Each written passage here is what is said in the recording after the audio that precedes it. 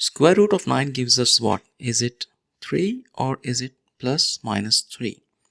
A lot of people say it's two solutions, plus minus 3. And when you ask for the reasoning, they would say that when you square positive 3, it gives us 9. And when you square negative 3, it also gives us 9. But this reasoning and answer is not correct, because square root of 9 is just 3, not plus minus 3. Square root of 16 is just 4, it's not plus minus 4.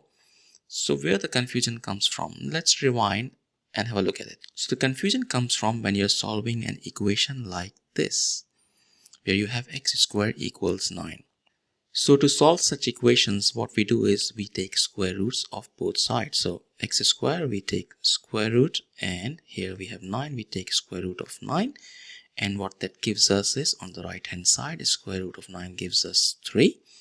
And on the left hand side, we cancel square and square root. It leaves us with x, but our problem is we don't know whether x is a positive number or whether x is a negative number, because x is a variable at the moment. So we cannot just say it's x equals 3. So what we do is we take absolute value of x. And as we know, absolute value of any negative number, for example 5, gives us positive 5. Absolute value of negative 10 gives us positive 10.